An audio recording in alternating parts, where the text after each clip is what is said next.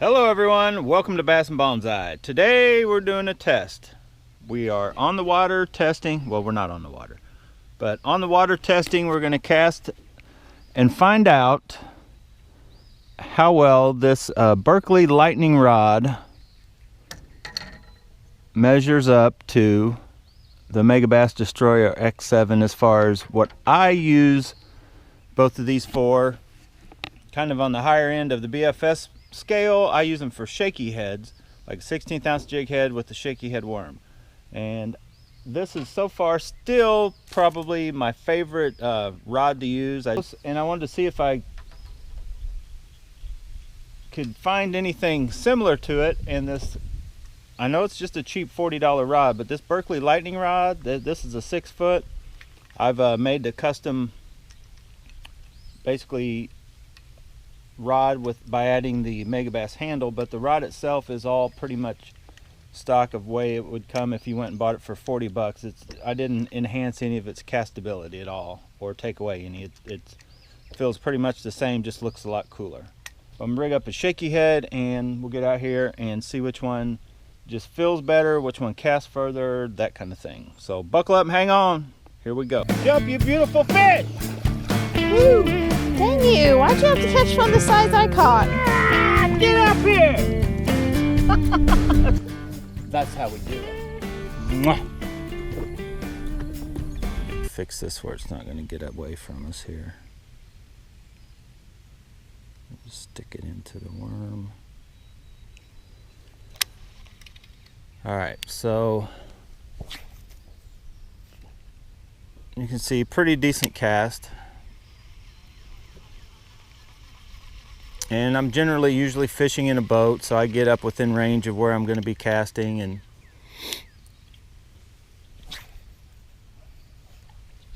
so you can see about how far we're getting with this rod.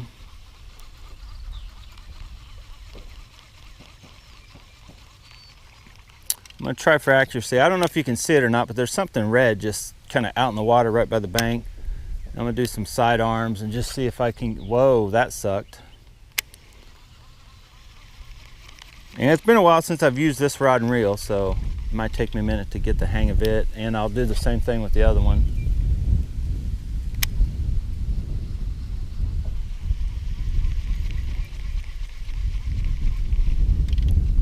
Plus the wind makes it a little more difficult, but I'm getting kind of close to the red thing.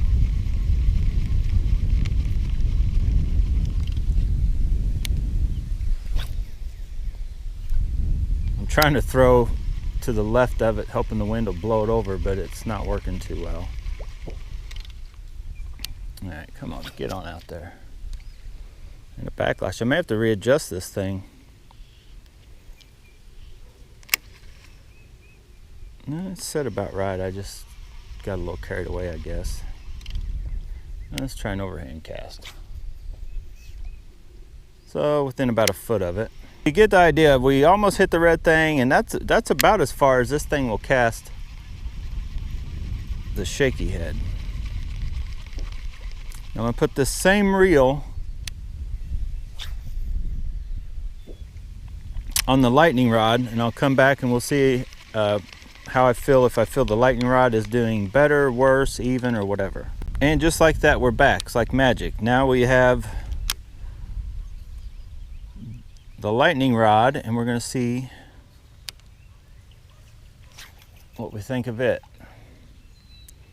So it looks like almost the same distance.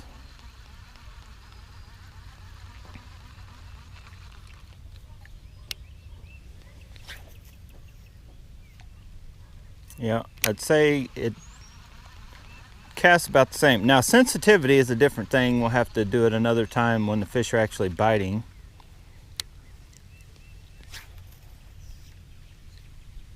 Now let's try for accuracy. It seems like to be about the same distance.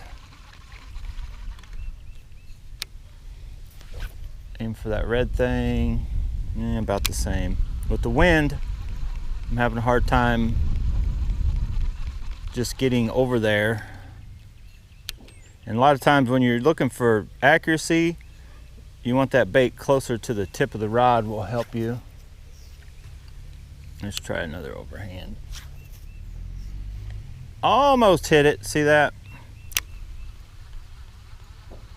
And for me, maybe because I suck, but the shorter the rod, this rod from the trigger to the tip is about an inch shorter than the Megabass X7 Destroyer, and about an inch shorter on the end, making it overall, it's like a 6'4", 3.5", something like that.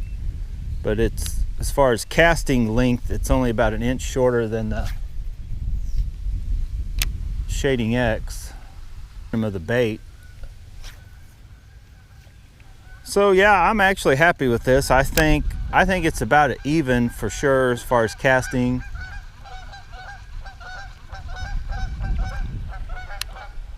On this bait anyway, which is mainly what I use. You see how it's got a little different action. It's a little bit softer overall than the Shading X.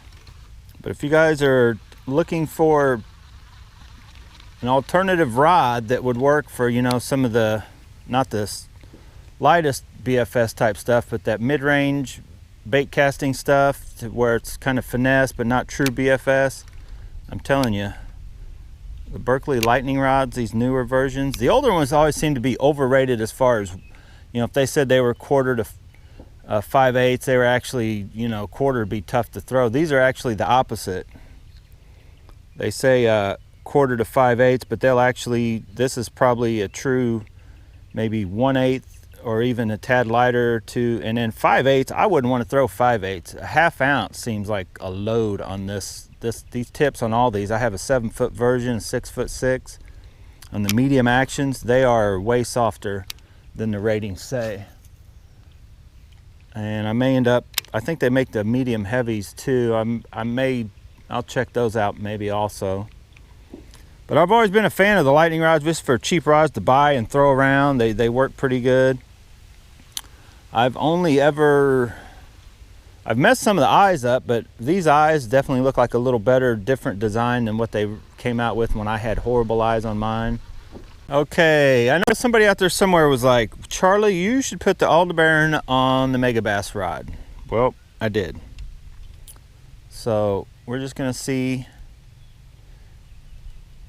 and you see how this one is a little bit stouter than a lightning rod. All right, let's try that again. And we're getting probably just a touch more distance right off the bat. I like this Aldebaran. It's a noisy, I don't know why it's so noisy, if it's the bearings or what, but this thing is definitely a noisy reel. Casts about 1 foot further than the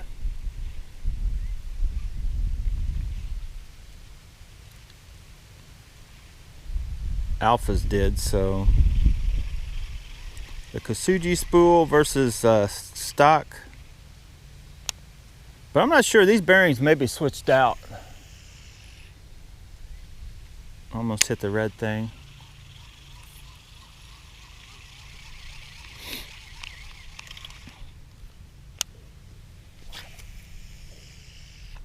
Yeah, I can definitely, once I can put a little more zip on it, and this doesn't backlash. Like if I put a little more zip with that Kosugi spool, it's kind of a crazy free spool, and it will backlash with the shaky head. But like I said, with baits that don't stop themselves, the Kosugi seems to be as good or better than all these other ones. But all right, I figure I might as well go ahead and give this thing this is originally what I sort of set out to have as a combo anyway, so I figured I might as well try it with the shaky head. Yeah, see the distance? I don't know if you guys can make that out. It's going, as far as distance and accuracy, both these rods are about the same. Now the reels, what I just found out in this shootout that wasn't even really about reels, is this reel works better for casting this worm, the shaky head worm. On either rod, I can get about, it just feels easier to do, and I can get about 1 foot or 2 further with no issues about backlashing, casting it pretty hard with this Aldebaran. So rod's pretty much even. Also a little testing shootout that I like the Aldebaran spool a little better than the Kasuji for shaky head. I should probably come right back. It's a small crank. Oh, look at that, magically appeared, and see what we think of that. Now these are probably a little bit on the, I'm not sure how well it casts these. I didn't really build this rod for that purpose, but goes almost as far as I can cast the shaky head.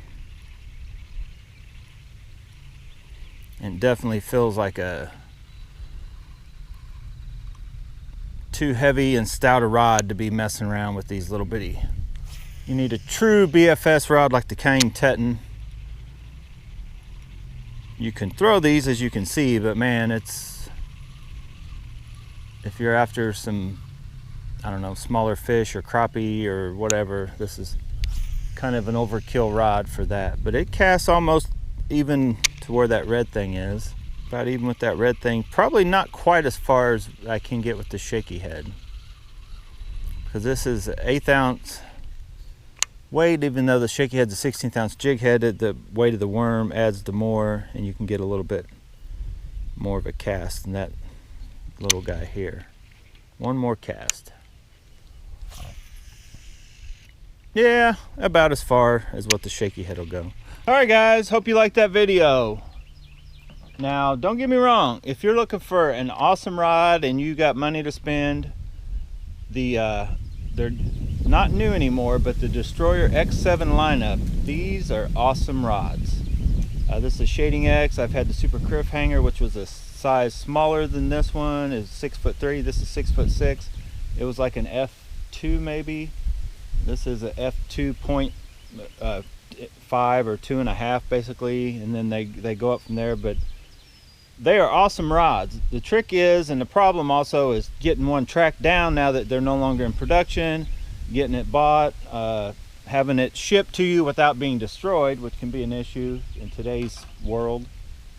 So if you're looking for just an alternative, like what's a good rod that you would recommend, that I'd recommend, the Berkley Lightning Rod. I'm telling you guys, it's Walmart, Bass Pro Shops. You know, here in the US, you can go almost any of those places and walk in, and they're sitting there $39.99. They had a sale on them here a little bit ago. Bass Pro Shops sell them for 29 bucks. For 29 bucks, even as just a backup for another one, or an old beater to throw in your pickup, or you know, somewhere if you're stopping in between, like going to work of a morning or something like that, you don't want to mess up any of your good stuff. The Berkley Lightning Rod's worth taking a look at.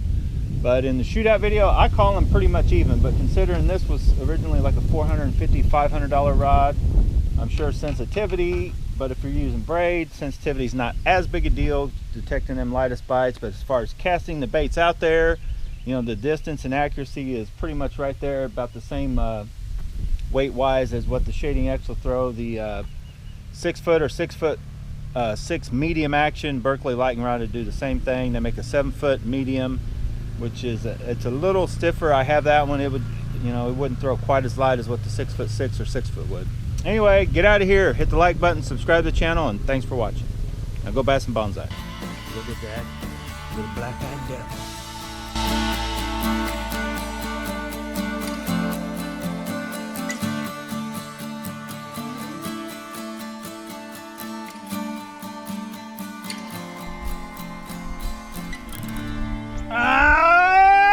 Get it! Yeah! It got it.